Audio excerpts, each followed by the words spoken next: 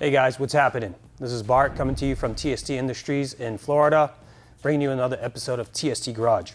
In this video, we have this new Yoshimura Alpha T slip-on exhaust that we will be installing on this 2018 Kawasaki Ninja 400. It's a very simple installation. It's a really nice way to get yourself what Yoshimura claims to be 3.3 max horsepower gain and 2.2 max torque gain. Now, why do I believe these guys? They've been in the business for 60 years. I think they're trustworthy. They know what they're doing.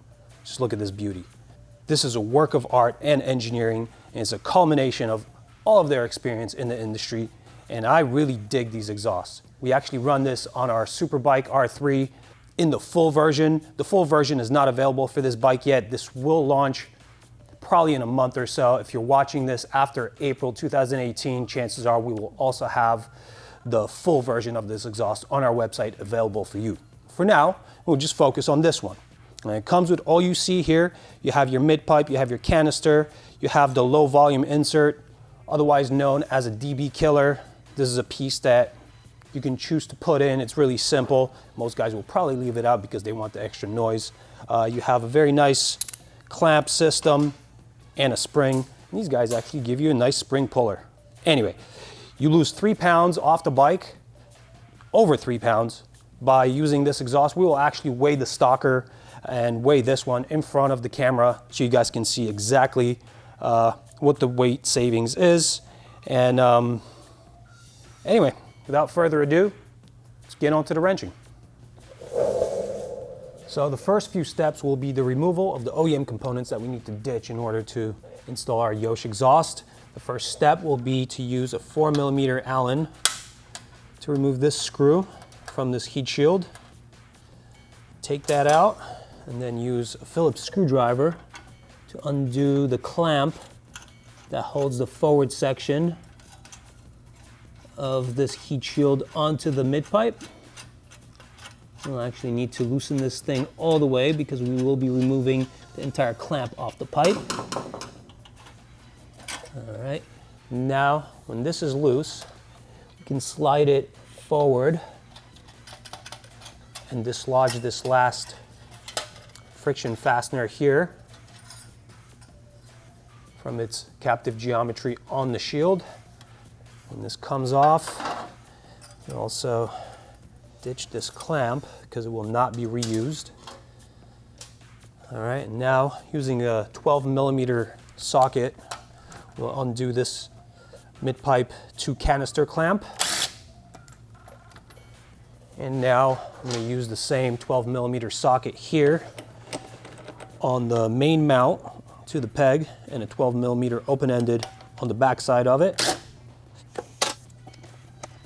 I'm going to retain these fasteners here that I took out from this main mount that will be reused in our reassembly. I'll rotate roughly 20-25 degrees and then just pull straight out. All right, so I'm going to weigh the stocker now. These are all the parts that are coming off the bike for this installation. 9 pounds, 1 ounce according to our scale. Now I'm going to weigh the Yosh components. First instance, I'm going to weigh it with the insert. According to our scale, it's about 5 pounds, 1 ounce, ½ ounce. So in this configuration, you'll be saving around 4 pounds according to our scale. And if you do not use the insert, it's roughly 4.5 pound difference. So pretty good weight savings. And now we could actually install it.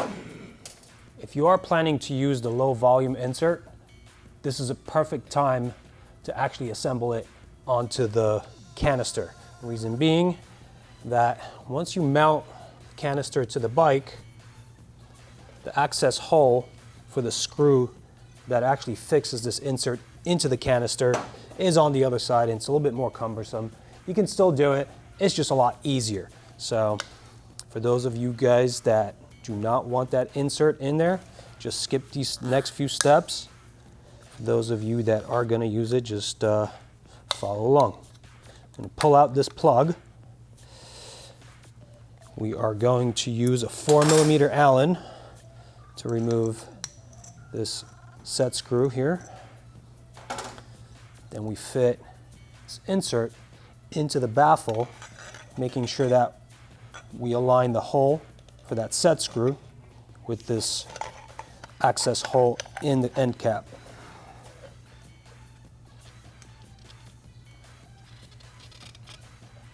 Now this is done easily by hand, no tools needed. Yosh gave us plenty of tolerance in there. All right, so I got this thing aligned pretty well now.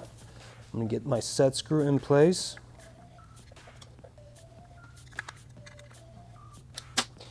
And I will get my cosmetic cap here in place. This way water won't enter in there and slosh around.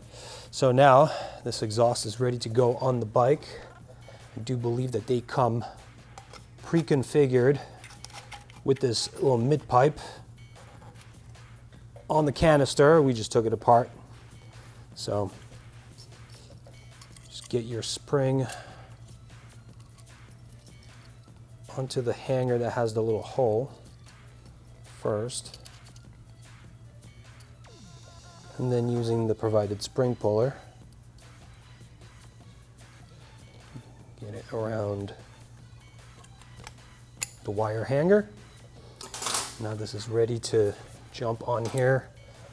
I'll get my clamp in place, and the rest is pretty self-explanatory. All right, I'm gonna reuse the components, the fastening components that I took off the OEM setup. Get the nut bottomed out. And with my torque wrench set to 20 foot-pounds, I'm going to tighten this connection.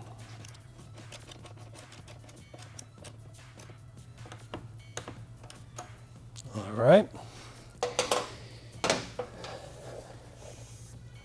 I like to mount my clamps in a way that the fastening hardware is not visible, as long as there's no interference with the suspension. And in this case, we do not have interference. Now I'm going to grab a 5mm Allen. And at this point, we just tighten down and get this clamp nice and tight. All right. Once you tighten this up, this is pretty much ready to go. Now keep in mind, in the intro, I did mention that you get pretty modest gains in performance from just a slip-on.